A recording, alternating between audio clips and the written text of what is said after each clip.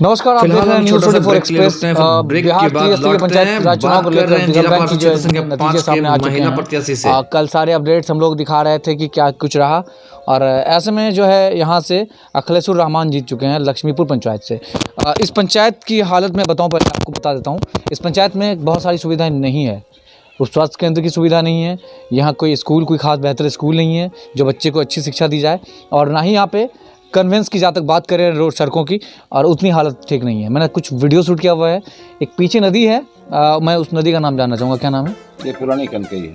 पुरानी कनकई नदी है। मैंने इससे पहले भी उनकी इस नदी को दिखाया था जहाँ ब्रिज की समस्या है, और यहाँ तक इनके घर तक पहुँचने में 12 से 13 किलोमीटर राउंड अबाउट हम लोग को घूम के आना पड़ा, और यहाँ की हालत जो है बहुत ख़राब है। इससे पहले यहाँ से विधायक थे तौसीफ आलम, जो इस क्षेत्र के लिए पता नहीं उतना बेहतर नहीं कर पाए किस कारण से, ये तो वही कह पाएंगे।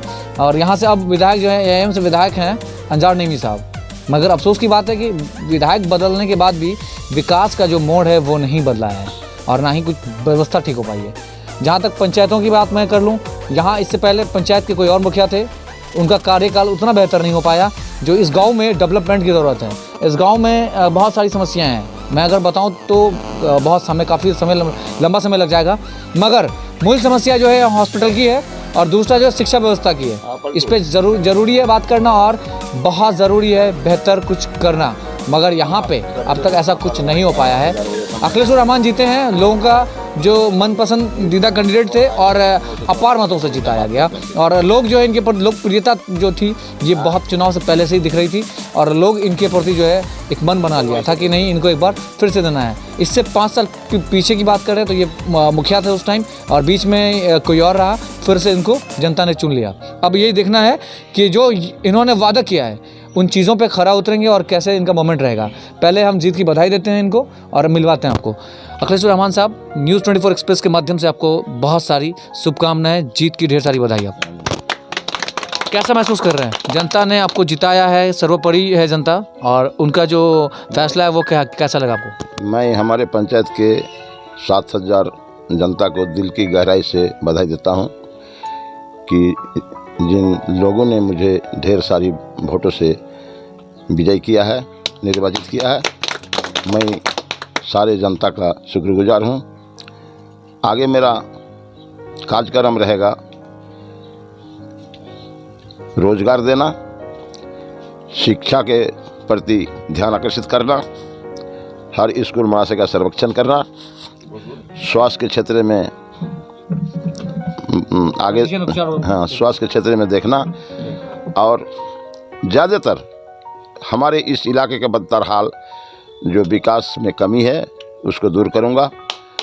हम बहुत पुरजोर कोशिश कर रहा हूं, और हम चाह रहे हैं कि हमारे यहाँ की बच्चा शिक्षा प्राप्त करे, शिक्षा में आगे बढ़े, खेल कूद में ज़्यादा भाग ले, और ताकि हमारा जिला रोशन करे, पंचायत रोशन करे। मैं इसी के साथ जिस तरह से अखिलेशुर रहमान साहब बात कर रहे हैं हमसे शिक्षा व्यवस्था पर और रोज़गार पर, हाँ, बात बहुत बड़ी है कि रोज़गार, यहाँ रोज़गार इतनी अवेलेबल नहीं कि लोग काम कर सके। लोगों को आज पलायन करना पड़ रहा है, अदर स्टेट, दूसरे जगह जाके काम करते हैं। इन चीज़ों को आप कैसे सुधारेंगे अखिलेशुर रहमान साहब? और जहाँ तक मनरेगा की बात है, बहुत कम मजदूरी मिल रही है, उन चीज़ों पर सरकार से क्या मांग करना चाहेंगे आप? हम सरकार से यही कहूँगा, आग्रह करूँगा कि हमारे माननीय मुख्यमंत्री जो बिहार में योजना दी है उसको धरातल में उतारूंगा, कोशिश करूंगा, ताकि हमारे पंचायत से किसी भी मजदूर बाहर प्रदेश पलायन ना करे, और हम इसके लिए पूरी कोशिश करूंगा जी। मैं उनके पुत्र से मिलवा देता हूं आपको, उनके पुत्र हैं, हम इनसे बात करेंगे, और एजुकेटेड पर्सन है, युवा हैं आप। उनके अखिलेशुर रहमान साहब के पुत्र हैं। पहले मैं आपसे ये जानना चाहूँगा, शिक्षा व्यवस्था यहाँ बहुत बुरा हाल है, एक युवा है, भविष्य देश का, आप इसको किस नज़रिए से देख रहे हैं आप? सबसे पहले आप मीडिया वालों का शुक्रगुजार हूं, और तमाम पंचायत वासियों को बधाई देना चाहता हूं कि तमाम लोगों ने मिलकर, सबसे ज़्यादा जो निचले स्तर के गरीब लोग हैं उन लोगों ने मेहनत करके मेरे पापा को जिताया है। इसके लिए तमाम पंचायत वासियों को बहुत बहुत मुबारकबाद पेश करता हूं। और मेरा सवाल है शिक्षा व्यवस्था पर। जी, मैं बता रहा हूं। जहां तक शिक्षा व्यवस्था का जो हाल है वो सीमांचल का बद से बदतर है, ना इसमें सरकार ध्यान दे रही है, ना ही यहाँ के जो लोकल एमएलए एमपीज़ हैं वो लोग कुछ कर रहे हैं।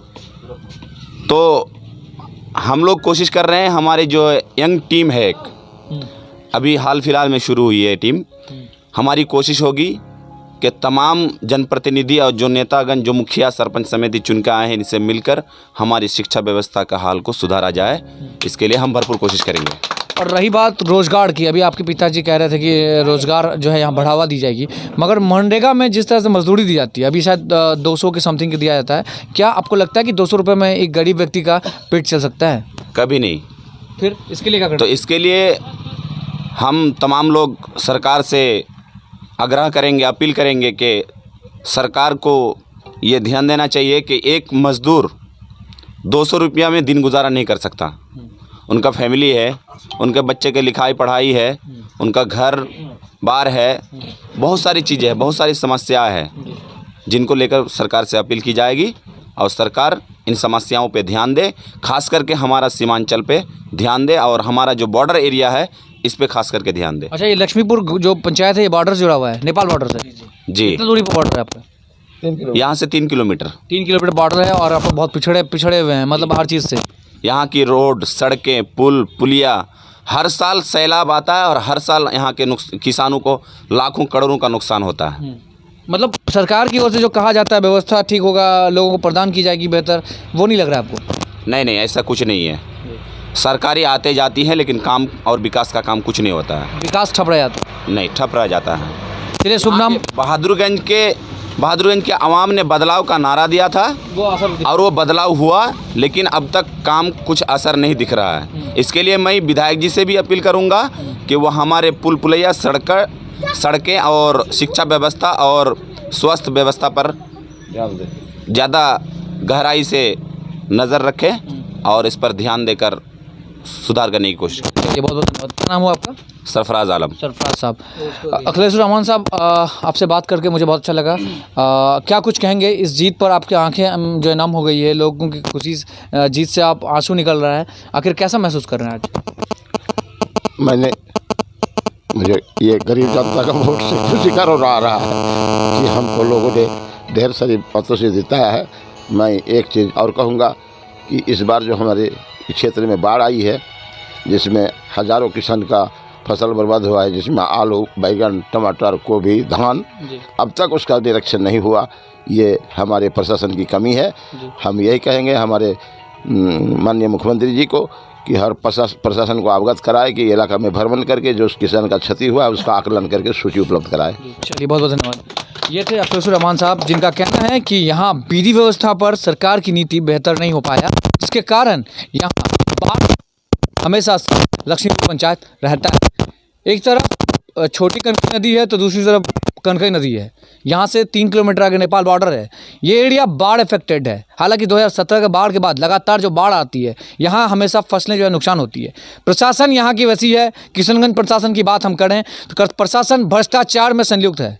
किशनगंज प्रशासन अगर इसको बेहतर कर सकता था तो शायद लक्ष्मीपुर पंचायत में कुछ देखने को मिलता। अभी खुद अखिलेश रहमान साहब बता रहे थे, अभी फिलहाल में बाढ़ जो आया, धान वगैरह क्षति हुई, अब तक इनको मुआवजा राशि का कोई प्रावधान नहीं किया गया और ना ही प्रशासन द्वारा निरीक्षण की गई। ऐसे में बिहार सरकार की जो नीति है वो कहीं ना कहीं सुशासन बाबू का पर्दाफाश हो रहा है। सुशासन बाबू का धरातल पे विकास के नाम पर लोगों को ठगने की नीति बनाया जा रहा है। बने रहिए न्यूज़ 24 एक्सप्रेस पे। कैमरा पर्सन मोहसिन आलम के साथ मैं संवाददाता मिन्हाज आलम।